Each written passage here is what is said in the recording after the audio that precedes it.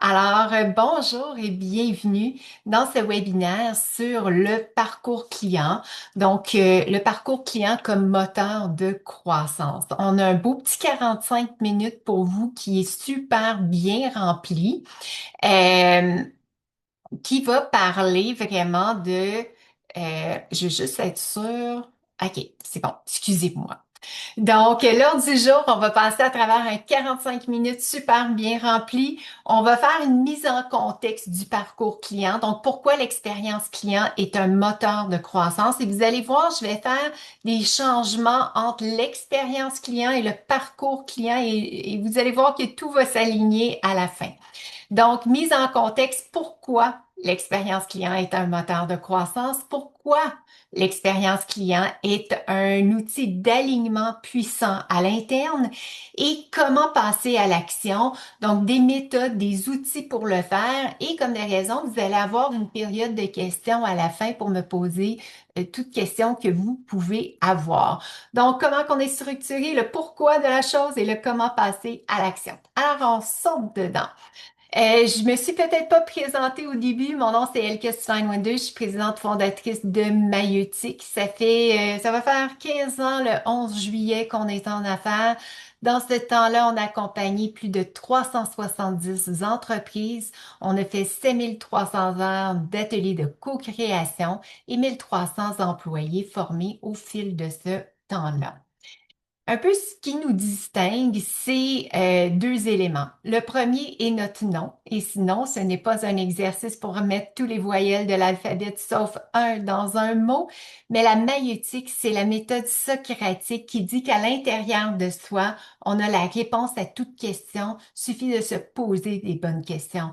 La maïeutique, c'est l'art d'amener les individus à découvrir, à formuler leur vérité intérieure en utilisant le dialogue, le questionnement et la discussion. C'est la méthode que nos facilitatrices prennent lorsqu'ils font leurs ateliers de co-création, qui sont le deuxième élément qui nous distingue, qui est au cœur de notre approche. C'est vraiment la co-création. On crée avec vous votre stratégie. Donc, on a deux chapeaux, j'aime dire. On a le chapeau de facilitatrice où on fait émerger en vous la réponse et on a le chapeau par la suite d'expert marketing pour vous accompagner et faire de ce plan-là votre stratégie quelque chose qui est actionnable et vous êtes capable de passer à l'action le plus rapidement possible. Alors, un petit sondage, vous pouvez répondre dans le chat par oui ou par non. Aujourd'hui, utilisez-vous, oui ou non, le parcours client comme moteur de croissance? Alors, je vais juste regarder dans le chat. N'oubliez pas de juste mettre un oui ou un non pour ce faire. Donc, si vous aimeriez répondre, oui ou non, il y a un petit délai qui s'en vient.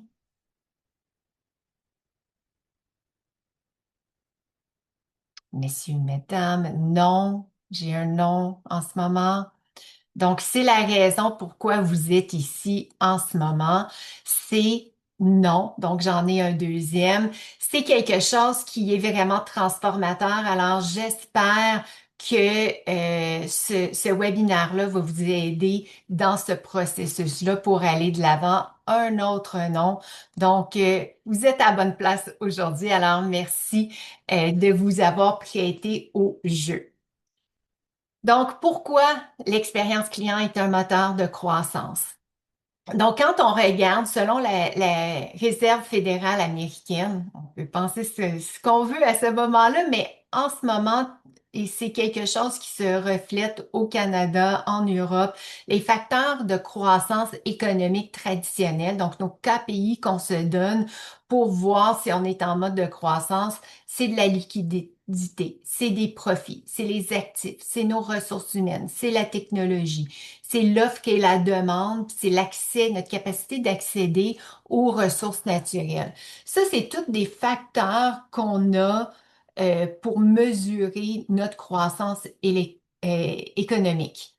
Donc, il y a un élément, par contre, dans tout ce que j'ai dit tantôt, que vous avez sous votre contrôle et il y en a d'autres qui ne sont pas sous votre contrôle. Mais il y en a un qui peut être un game changer, hein, un élément disrupteur et ça, le seul élément que vous avez 100% de contrôle dessus, même la liquidité, des fois les gens payent pas à temps, vos ressources humaines, il y a des choses qu'on contrôle, il y en a d'autres qu'on contrôle pas. Mais dans notre croissance, une chose qu'on peut contrôler, c'est nous. C'est nos actions qu'on prend. Et comment est-ce qu'on fait ça? Ben, c'est l'expérience client.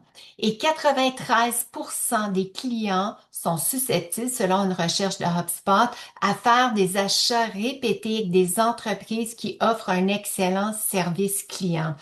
Et ça, c'est quelque chose qui est vrai, hein? Vous l'avez déjà vécu de votre côté. Si c'est compliqué de travailler avec un fournisseur, autant dans le B2B que le B2C, on n'est pas apte à, ouf, ça va être lourd à commencer avec cette personne-là.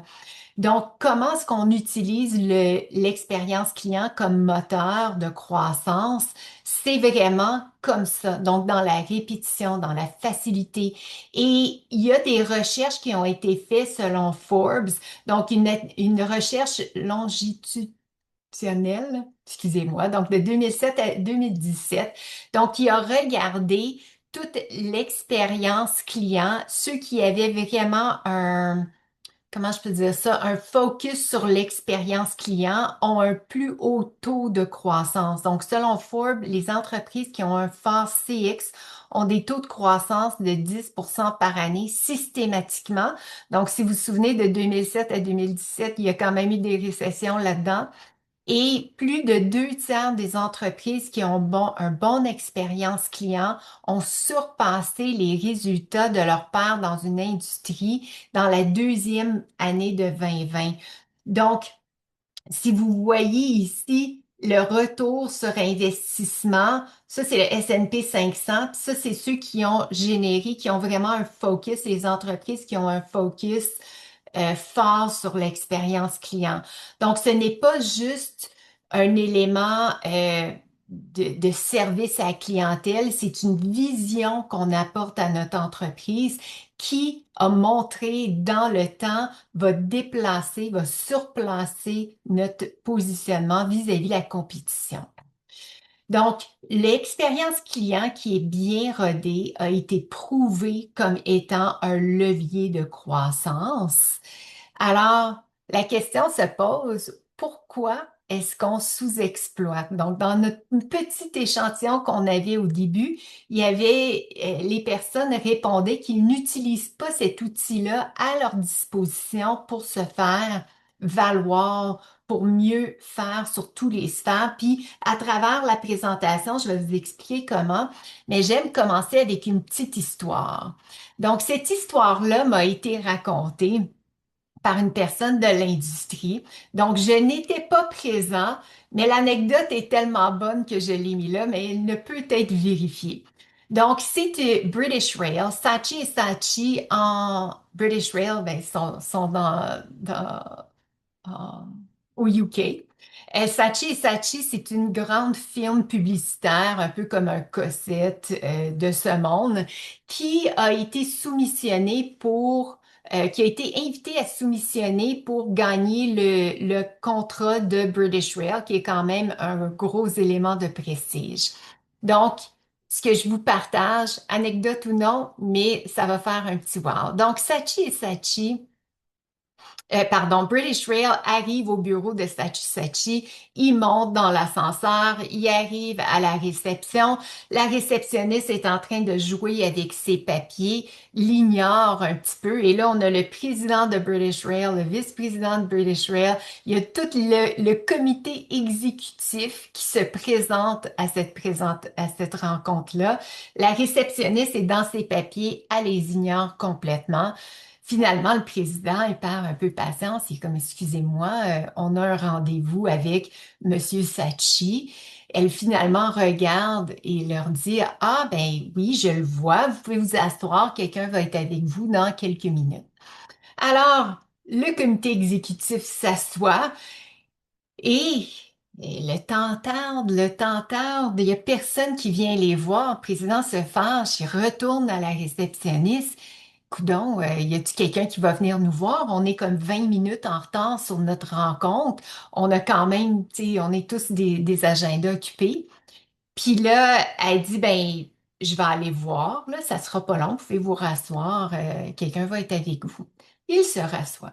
Un autre 15 minutes passent, là, ils sont en retard, sont au bureau de Sachi et Sachi, l'équipe de direction de British Rail, pour avoir un pitch de vente.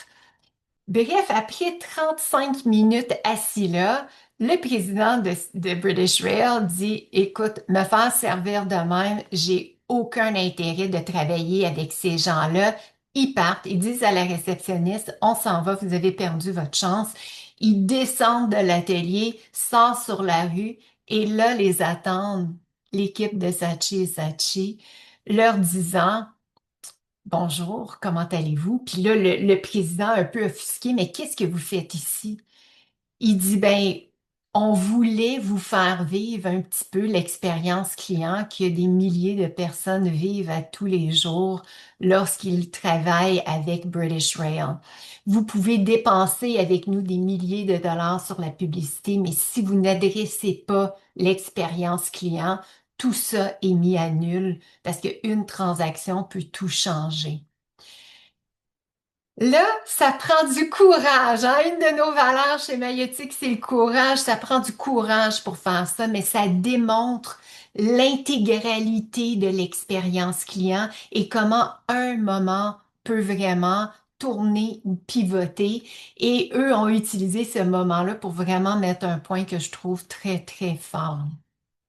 Donc, l'expérience client, c'est toujours facile à dire, mais c'est difficile à faire dans le quotidien. Et la raison pour laquelle, c'est que souvent, c'est une patate chaude. Donc, un hot potato, c'est quelque chose, une situation ou un problème que personne ne s'entend sur la manière de résoudre le problème ou dont on ne souhaite pas prendre la responsabilité. Et souvent, quand on a, tu sais, j'ai travaillé avec des entreprises qui ont un département d'expérience client, mais qui n'ont pas des responsabilités attitrées au quotidien dans l'opérationnel, dans le marketing, dans le service à la clientèle, ainsi de suite. Donc, souvent, ça va être relégué à un département, mais ce département-là n'a pas de décisionnel, n'a pas d'empreinte, n'a pas de pouvoir sur d'autres éléments. Donc, ça devient une patate chaude, cette notion-là d'expérience client. Je vais adresser en passant à tout ce que je suis en train d'émettre, je l'adresse tantôt dans le comment qu'on arrive dans la solution. Le deuxième élément, donc on a le premier, l'expérience client comme moteur économique, comme game changer, mais on doit s'assurer que ça devient une différente façon de faire, de voir au sein de l'organisation. Et ensuite, on a le deuxième levier que l'expérience client peut être, qui est le parcours client comme un outil puissant d'alignement interne. Donc, chez Maïeutique, notre cadre stratégique se lie autour de trois éléments très interreliés, qui est le BX, qui est le cercle bleu, qui est l'expérience de marque, le CX, qui est l'expérience client, et le EX, qui est l'expérience employé. Donc, l'expérience de marque, c'est la promesse qu'on fait, c'est tout le marketing. C'était ça le point de Sachi et Sachi dans l'exemple que je vous ai donné. Et l'expérience client est ce que le client vit dans le quotidien. Donc, on ne peut pas, dès qu'on fait un volet, une promesse faite mais non rendue, ça crée une distorsion dans l'expérience client. Mais il faut pas oublier que comment l'expérience employée, c'est comment on y parvient. On ne peut pas dissocier l'employé et son parcours du parcours client et de la marque et du positionnement. Donc, quand je parlais tantôt de tout le levier économique que ça peut être avec les statistiques de moteur, c'est vraiment lié au BX, donc votre positionnement sur le marché, qui est lié à ce qu'on livre, qui est lié à l'expérience client. Donc, Une entreprise qui est centrée client, ce que ça veut dire en passant, Maïeutique offre un programme de certification vers l'entreprise centrée client. Donc, une entreprise centrée client, c'est une entreprise qui met le client, son équipe et sa communauté au centre de son modèle d'affaires. Donc, si je retourne ici, le plus qu'on peut aligner ces trois sphères-là, on crée de l'alignement et l'alignement crée de l'agilité et l'agilité nous donne la capacité de saisir ces opportunités-là. Et c'est pour ça que ça devient un moteur économique parce que j'ai pas encore rencontré d'entrepreneurs ou d'entreprises qui n'avaient pas des opportunités qui se présentaient à eux. Le défi, c'est leur capacité de saisir ces opportunités-là. Donc, l'expérience client au cœur de tout ça et l'outil du parcours client devient des moteurs économiques parce que ça nous aide à saisir les opportunités qui s'offrent à nous. Je vous offre un peu ces paliers-là des différents niveaux d'expérience client que vous pouvez avoir. En bas, la plupart, et là c'est la voix du client qui parle, la plupart du temps, vous répondez à mon besoin. Ça, c'est l'expérience client. Du côté de l'expérience de marque, ça veut dire on a des choix à faire, l'entreprise, pour amener l'organisation à son prochain niveau, mais par où commencer? L'expérience employée de l'autre côté, vous avez pris le temps de comprendre ma réalité et mes défis en tant qu'organisation et client. Après ça, le client, il va dire, vous avez bien répondu à mon problème. Et la marque va dire, on a une vision globale, une vision du parcours client. On attaque chacun de ces points critiques-là. Encore, on va y adresser un peu dans le comment. L'expérience employée. Moi, j'opère d'une place et Maïeutique voit que chaque employé, son objectif, c'est de bien servir son client. Personne ne veut pas bien servir. On a à cœur nos clients, mais des fois, on se sent comme un pompier. On est en mode urgence. Donc, on court un petit peu après, on donne un bon service clientèle, mais on est fatigué. On arrive au prochain niveau qui est c'est un plaisir que le client dit de travailler avec vous. Côté de l'expérience de marque, on met en place les politiques, les procédures et les outils pour innover. Et là, l'expérience employée, le EX, enfin, je perçois des changements, je vais pouvoir avoir les outils requis pour bien servir le client. Au prochain niveau, vous me connaissez si bien que vous me proposez des solutions proactives. Comme vous pouvez voir, quand on parle d'expérience client, il y a tu réponds à mon besoin, tu résolu mon problème, c'est un plaisir de travailler avec vous. Tu me connais si bien que tu réponds à mes solutions que j'ai même pas encore pensées. Donc, pour faire ça, l'entreprise, le BX, doit avoir brisé nos silos internes. On a solidifié et on est maintenant en place comme un leader sur le marché. Et au niveau de l'employé, je suis en mode proactif vis-à-vis mon client et mon travail. Je collabore très bien avec les gens à l'interne. Et le dernier niveau, de ce progression vers l'expérience client, c'est vous me permettez d'être meilleur, de faire mieux. Donc, une belle relation, et ça, on entend ça souvent, cette notion-là de partenariat avec son client. Et c'est là qu'on arrive à faire ça quand on est à ce niveau-là d'expérience client. La marque pour faire ça, notre focus client nous a offert une agilité incroyable. La marche est haute pour nos compétiteurs. Et vous vous souvenez dans la diapo que j'ai mis où la croissance devient plus grande, la profitabilité devient plus grande quand on est focus expérience client, parcours client, c'est parce que le gap entre ce qui est ici, vous avez résolu à mon problème et vous me permettez d'être mieux est tellement grande que les gens jouent au rattrapage derrière. Et au volet employé, et c'est là qu'on entend toutes ces notions-là d'expérience de marque ou de marque employeur. J'adore travailler ici. Je sens que mes contributions sont bien valorisées. Donc, tous ces éléments-là, ça demande une approche d'amélioration continue. C'est quasi impossible de faire du bas au-dessus. Donc, on doit se mettre dans une vision d'amélioration continue. Donc, tout ça pour dire qu'une aide centrée client, c'est pas juste un buzzword ou une tendance du moment ou un département. C'est vraiment une philosophie, une approche managériale. Et là, vous avez la statue de Socrate qui revient à la notion de maïeutique. Donc, devenir une entreprise centrée client, ça se bâtit de l'intérieur vers l'extérieur. Donc, on passe de la chenille au papillon. Puis, vous avez vu les trois sphères que je parlais. Ce code QR-là que vous voyez à l'écran vous amène vers un diagnostic gratuit qui va évaluer un petit peu où vous êtes rendu dans ces trois sphères-là. Vous allez avoir un score par chacun des sphères et de façon globale avec des pistes d'action concrètes qui est beaucoup plus alignée à votre réalité aujourd'hui. Alors, je vous invite à vraiment utiliser ça, ce code QR-là qui est gratuit et ça prend à peu près 10 minutes pour le faire.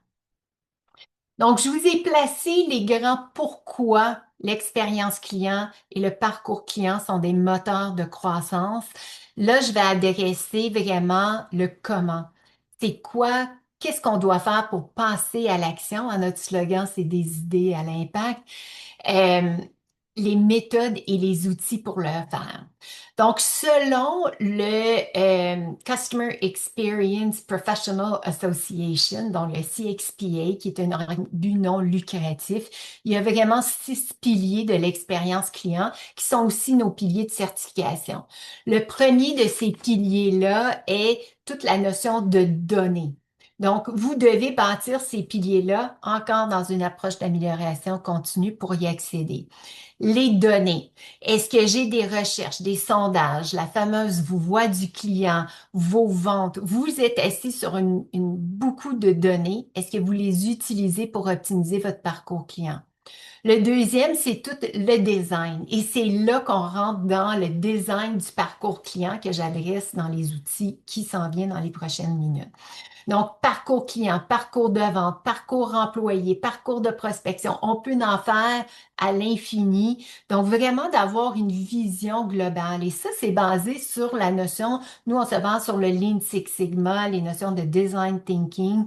Le Lean Six Sigma vient du Toyota Way, où on mettait l'auto au centre de la ligne de production et chaque département allait bâtir toute cette notion-là d'une auto.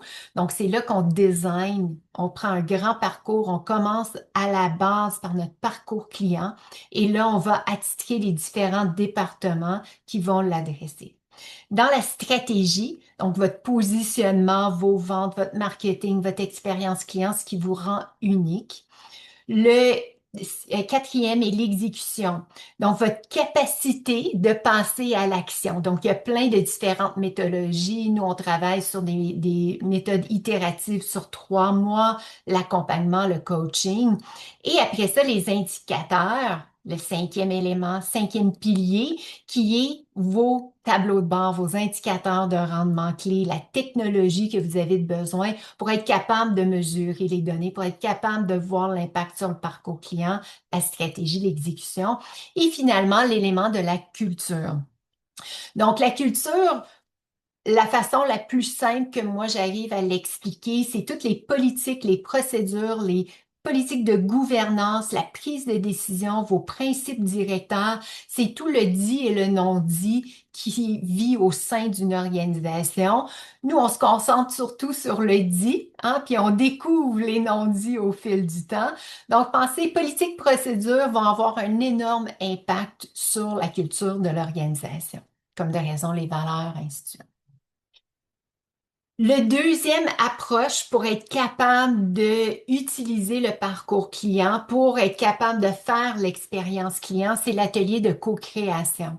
On ne peut pas bâtir un parcours client à vase clos. C'est une erreur sûre. C'est sûr que vous avez oublié quelque chose. Le client ne fait pas affaire avec une marque. Il fait affaire avec il ne fait pas affaire avec un département, le département des commandes, des achats, ainsi de suite. Il fait affaire avec une marque. Donc, vous n'avez pas une vision à 100% sur ce que le client vit. En mettant des gens autour de la table en atelier de co-création, on est capable de sortir une richesse tellement plus grande sur votre capacité d'agir et en même temps, vous allez voir dans l'outil qui est le persona, vous avez une vision plus grande de la réalité. Et, veut pas, l'élément qui est très grand à la co-création, c'est que c'est le fun. Ça sert de team building, de partage de connaissances, de compétences et de réalité vécue sur un 360 de votre client. Donc, vous allez enlever les hublots qui sont de chacun de votre département, de vos filtres que vous amenez à la table. Moi, j'ai des filtres de marketeurs, de vente, d'entrepreneurs. On a des gens dans l'équipe qui sont plus techniques. On a des gens dans nos clients qui ont la vision de service à clientèle, la vision de vente, la vision de facturation. Chaque personne a une différente vision de ce client-là. Et le plus que vous le connaissez, chaque personne est enrichie dans le processus, ce qui crée les différents niveaux de l'expérience employée encore plus grande. Et une richesse d'informations, d'idées, de créativité qui en ressort. Alors, on est passé des deux raisons, le pourquoi, l'approche pour passer au comment, donc qui sont les 6 piliers de l'expérience client, la co-création. Et là, on a deux outils forts qui sont essentiels à utiliser l'expérience client comme moteur économique et qui sont le parcours client et le persona. Je commence avec le persona. Donc, juste un petit peu de définition pour qu'on soit tous à la même place. Vous avez dans le premier volet, on parle de segmentation. Toute la notion de segmentation de marché, c'est le processus de catégoriser différents groupes. Donc, vous avez des poissons ici. On peut avoir des poissons rouges, des poissons verts. C'est votre processus de catégorisation, de segmentation. Donc, on parle de démographie, géographie, comportement psychographique. Après ça, vous avez votre marché cible. Donc, en tant qu'entreprise, on a choisi un segment de marché, mais après, on doit penser. Les deux premiers sont essentiels pour être sûr qu'on ne s'éparpille pas, qu'on utilise au plein maximum nos ressources qu'on a, qui sont limitées, comme toute entreprise. Et le dernier élément est le persona. Et là, j'ai mis des petits cœurs autour du petit poisson parce que vous devez tomber en amour avec votre client. Vous devez le connaître tellement, tellement bien qu'il se sent compris. Vous vous souvenez des grades de l'expérience client? Vous me connaissez tellement bien que vous comprenez mon besoin avant que je le demande. Et le dernier en haut, c'est que vous m'aidez à être meilleur. On ne peut faire ça si on ne connaît pas notre client, qui est pourquoi le premier pilier est les données, le deuxième qui est le design du parcours client. Donc, un persona, on pense souvent, on voit des éléments de persona qui sont au-delà de la démographique. Donc, vous avez qui est maintenant plus le prince Charles, mais le roi Charles et Ozzy Osbourne. Ils ont les mêmes démographiques. Ces des mâles sont nés en 48, ils ont été élevés dans le Royaume-Uni, ils ont été mariés 2 fois, ils vivent dans un château, sont wealthy and famous, ils ont de l'argent, ils sont connus de tous. Donc, si on se concentre uniquement sur des données psychodémographiques, on retombe dans notre marché cible, dans notre segmentation et pas dans un persona, parce que c'est sûr qu'on ne parle pas de la même façon à ces deux personnes-là. On les retrouve pas de la même façon, les canaux de communication. Alors, ce que j'ai mis ici, c'est notre persona schémaïeutique et vous allez voir le niveau de détails qu'on va chercher. Donc, vous avez juste en dessous, on l'appelle Sarah Maud. Donc, juste en dessous de Sarah Maud, il y a toutes les données psychographiques, démographiques qu'elle est là. Mais on va plus loin. C'est quoi son profil? Hein, elle est à la croisée des chemins. C'est quoi ses besoins et ses attentes? C'est quoi ses frustrations? C'est quoi ses conditions de succès? C'est quoi les scénarios critiques qu'elle va aller vers nous ou pas? C'est quoi les sources de contact? Comment est-ce qu'on fait pour la retrouver? C'est quoi qui va faire que Sarah Maud, elle va briser l'inertie de où ce qu'elle est pour faire un pas vers nous? C'est quoi qui l'arrêterait de travailler avec nous? Et ça peut se jouer autant, tu sais, on pense vente marketing, mais service à clientèle, les installateurs, par exemple, que vous avez sur le terrain, comment est-ce qu'ils peuvent vivre tous ces éléments-là? Ils doivent le savoir, ils ou elles aussi. Chaque personne qui intègre une organisation, donc là, on rentre dans le parcours employé, doivent comprendre qui elle est. Même l'expérience de marque, l'expérience client, comment est-ce qu'on fait pour l'adresser et bien la connaître? Donc, une des questions que je me fais poser souvent, c'est, oui, mais on est compliqué, nous, on parle à différents segments. Donc, si je reviens ici, quand on parle de la segmentation, des fois, on peut avoir deux, trois segments de marché. Et on peut l'adresser quand même avec un persona. Donc, les expressions, des fois ça fonctionne en passant, des fois ça fonctionne pas avec nos personas, mais des fois c'est la même personne à différents stades de croissance. Donc, on a la maturité, donc on a nos expressions de notre Sarah Maud quand elle est en TPE, en moyenne et en grande entreprise. Comment est-ce que je vais faire mon développement des affaires pour l'adresser? Comment est-ce que je vais l'adresser par nos canaux de communication et nos canaux de vente? Et la même chose pour les équipes à l'interne. Donc, cette diapo-là continue sur d'autres éléments. Mais vous pouvez voir que dépendant de quel segment, elle est tout le temps essentiellement la même personne, mais elle a des expressions parfois un petit peu différentes. Il faut juste s'ajuster. Et tantôt, je vous avais mis, quand je parlais du premier pilier de l'expérience client qui est la donnée, on a ici un exemple de, on a fait un sondage client qui fait partie de notre offre du programme de la voix du client. Et on a été voir, il y avait les actions prioritaires à prendre. Donc, comment est-ce qu'on peut être plus rapide? Respect du budget, délai de livraison. Donc, on voit par notre sondage client qu'est-ce qu'on fait bien, qu'est-ce qu'on devrait faire, parce qu'il y a un autre diapo qui dit la rapidité pour Simon, là, dans ce volet-là, c'était super important, puis les délais de livraison, puis le respect du budget, puis on est des fois un petit peu moins bon. Donc, on est capable d'utiliser ça pour se doter des pistes, des plans d'action pour aller de l'avant. Donc, non seulement notre persona est une façon que chacun de nous peuvent voir le client sous d'autres yeux.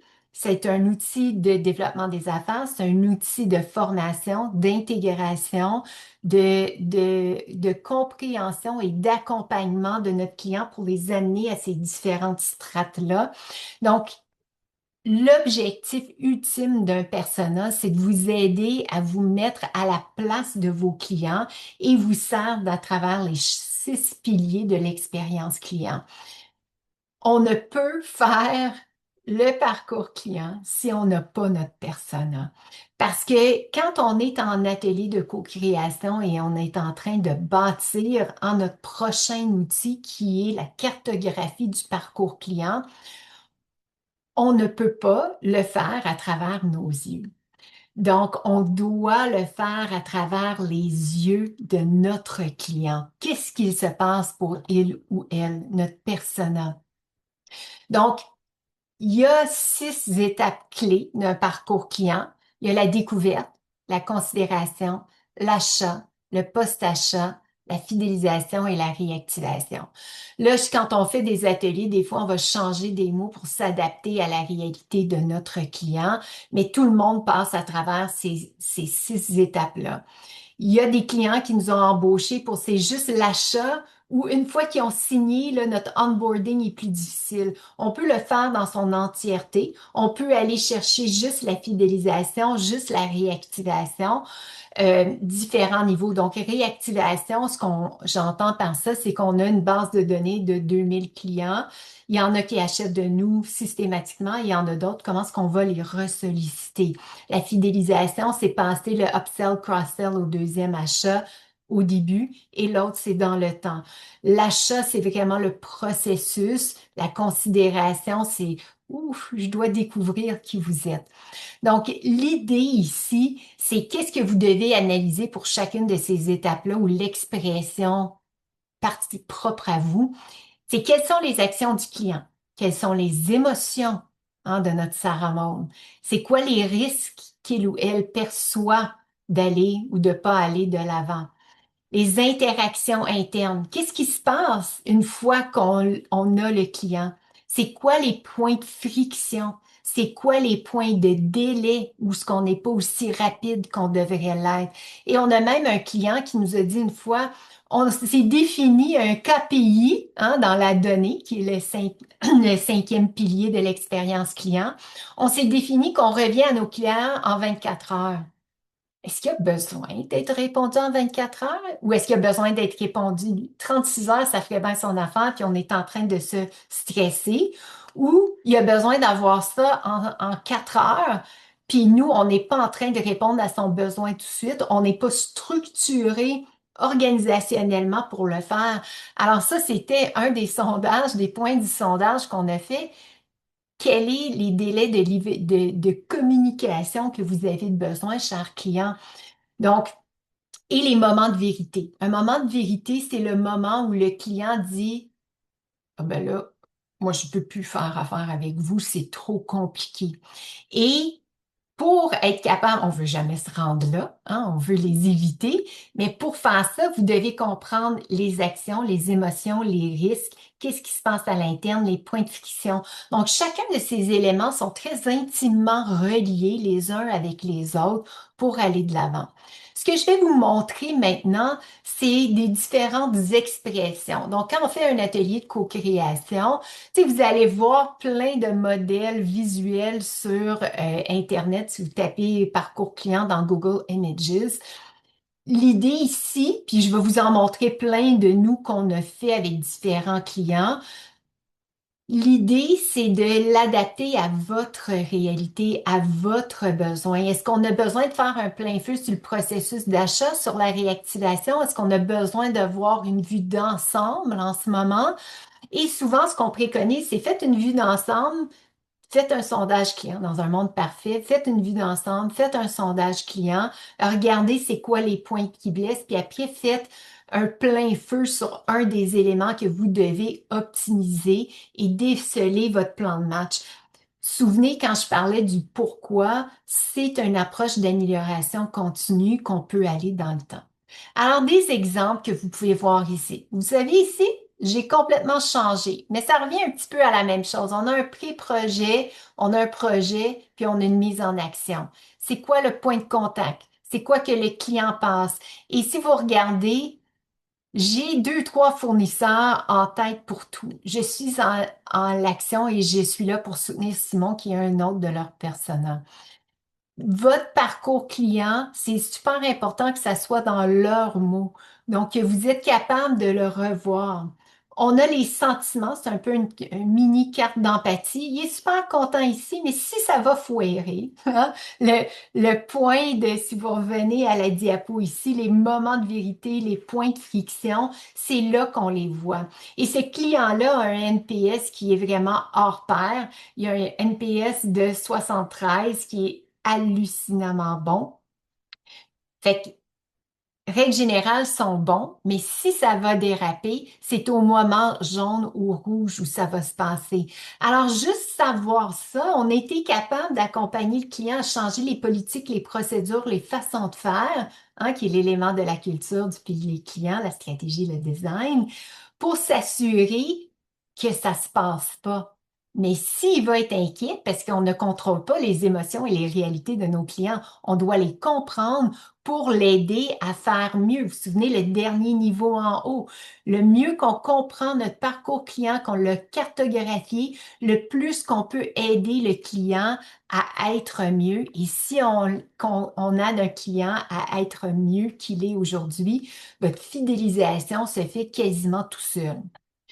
Vous avez un autre exemple ici où on a encore des différents éléments, mais on a le parcours client et le parcours marketing.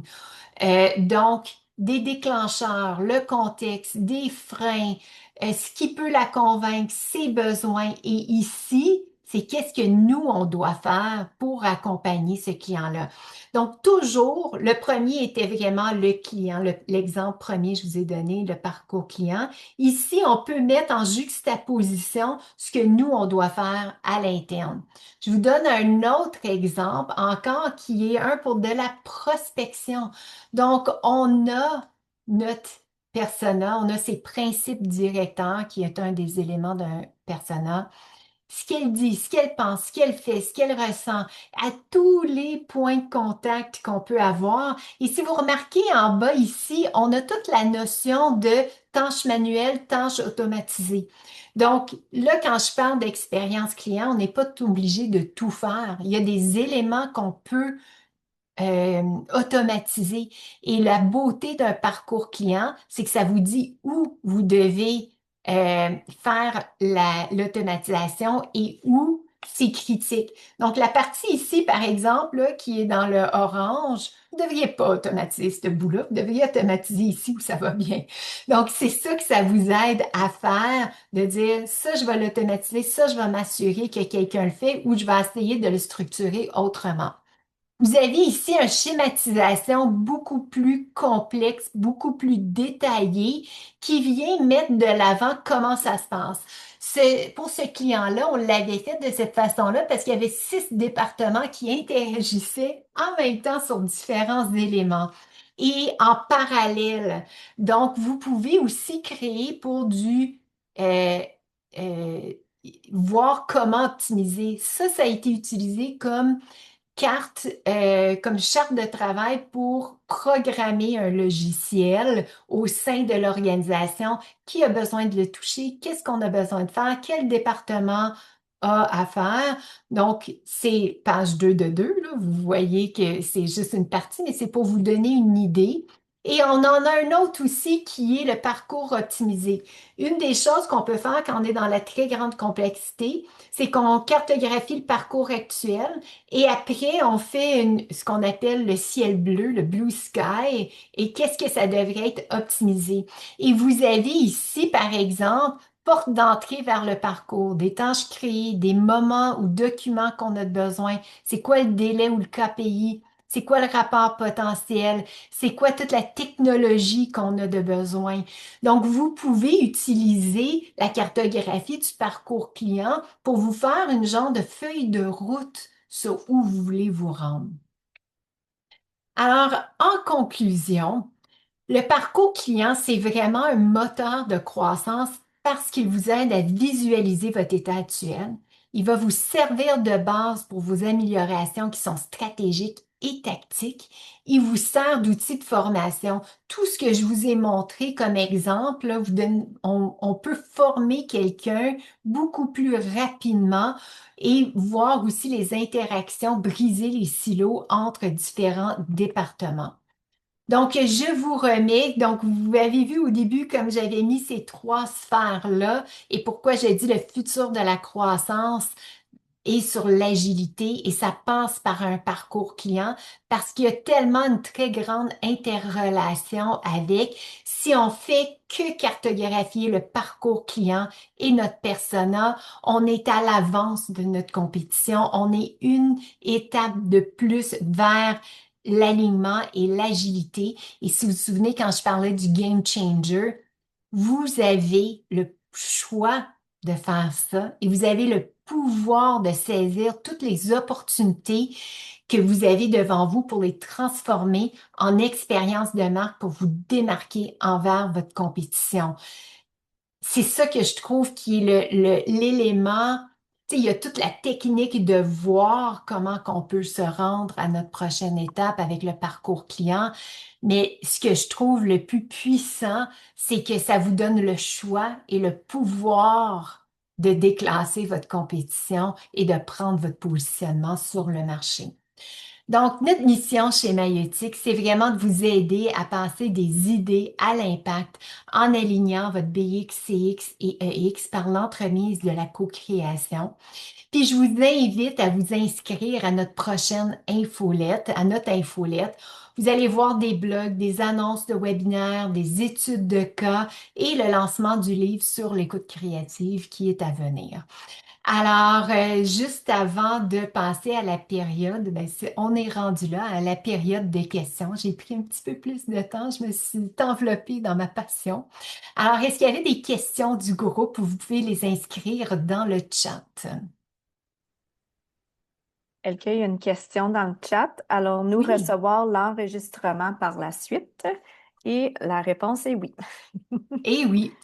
Donc, vous allez voir, une fois qu'on a un peu édité certaines petites choses du début, vous allez recevoir par courriel un lien vers la rediffusion de ces petits éléments-là. Et je vais me faire une petite note de peut-être vous faire un petit checklist pour les différents niveaux. Je pense que ça serait intéressant si vous pouvez vous donner une petite note. Faites le diagnostic en ligne, hein. Vous allez voir où vous allez être rendu. Ça va être super intéressant pour vous. Est-ce qu'il y avait autre question? Non, je crois que non, à moins que quelqu'un veut insérer leur question dans le chat maintenant. Ben, parfait d'abord. Alors, on est toujours là pour vous. Donnez-moi un coup de fil. Ça va me faire un plaisir de voir où vous en êtes rendu, vous aider à faire un diagnostic personnalisé. Et sur ce, merci d'avoir passé votre dîner avec nous. Une excellente journée et au revoir. Merci. Merci tout le monde. Au revoir. Et bienvenue.